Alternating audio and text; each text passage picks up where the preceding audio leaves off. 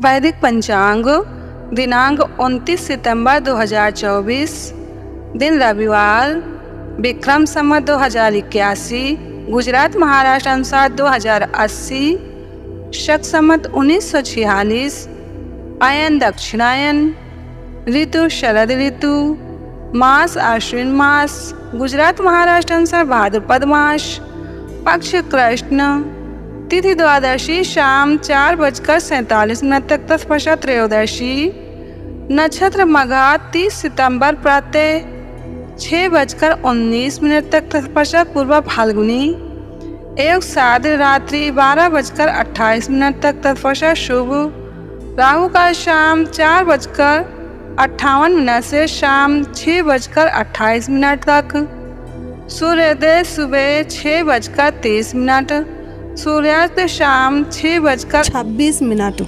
दिशा शूल पश्चिम दिशा में। व्रत पर विवरण: द्वादशी का श्राद्ध सन्यासी यति वैष्णवों का श्राद्ध, मघा श्राद्ध, प्रदोष व्रत विशेष। द्वादशी को पुत्रिका पोई अथवा त्रयोदशी को बैंगन खाने से पुत्र का नाश होता है। ब्रह्मवत पुराण ब्रह्मखंड। रविवार के दिन स्त्री सहवास तथा तिल का तेल खाना और लगाना निषिद्ध है। ब्रह्मवत पुराण ब्रह्मखंड। रविवार के दिन मसूर की दाल, अदरक और लाल रंग का साग नहीं खाना चाहिए। ब्रह्मवत पुराण श्री कृष्ण खंड। रविवार के दिन कांसे के पात्र में भोजन नहीं करना चाहिए। ब्रह्मवत पुराण श्री कृष्ण खंड।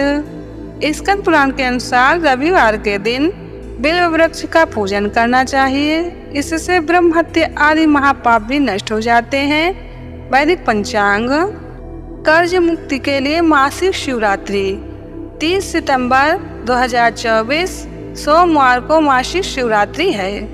हर मासिक शिवरात्रि को सूर्यास्त के समय घर में बैठकर अपने गुरुदेव जी का स्मरण करके शिव जी का स्मरण करते करते ये 17 मंत्र बोलें।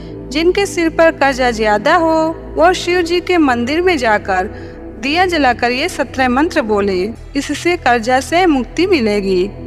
मंत्र इस प्रकार हैं: ओम शिवाय नमः, ओम सर्वात्मने नमः, ओम त्रिनेत्राय नमः, ओम हराय नमः, ओम इंद्रमुखाय नमः, ओम श्रीकंठाय नमः, ओम सद्योजाताय नमः, ओम वामदेवाय नमः, ओम अघोरहृदाय नमः, ओम तत्पुरुषाय नमः, ओम ईशानाय नमः, ओम अनंत धर्माय नमः, ओम ज्ञानभूताय नमः, ओम अनंत वैराग सिंहाय नमः, ओम प्रधानाय नमः, ओम व्योमात्मने नमः, ओम युतकेशात्म रूपाय नमः।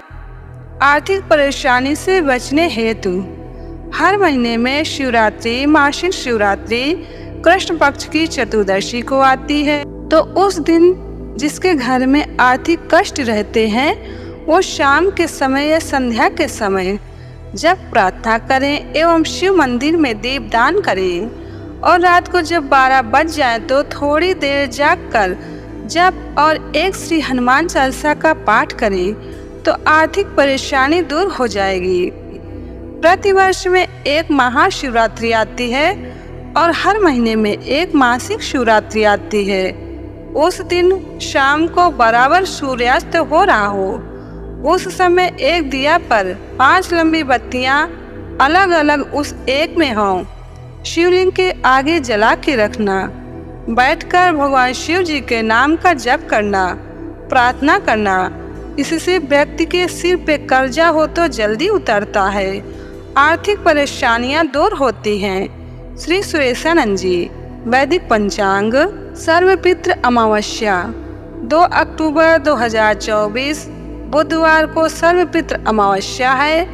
जिन्होंने हमें पाला पोसा, बड़ा किया, पढ़ाया लिखाया, हमें भक्ति, ज्ञान एवं धर्म के संस्कारों का सिंचन किया, उनका श्रद्धा पूर्वक स्मरण करके उन्हें तर्पण श्राद्ध से प्रसन्न करने के दिन है श्राद्ध पक्ष। जिस प्रकार चारागाह में सैकड़ों गौओं में छिपी हुई अपनी माँ को बछड़ा ढूंढ लेता है, उसी प्रकार श्राद्ध कर्म में दिए गए पदार्थ को मंत्र वहां पर पहुंचा देता है जहां लक्षित जीव अवस्थित रहता है। पितरों के नाम, गोत्र और मंत्र श्राद्ध में दिए गए अन्न को उसके पास ले जाते हैं, चाहे वे सैकड़ों योनियों में क्यों न गए हों। श्राद्ध के अनादि से उनकी तृप्ति होती है। परमेष्ठी ब्रह्मा जी ने इसी प्रकार के श्राद्ध की मर्यादा स्थिर की है।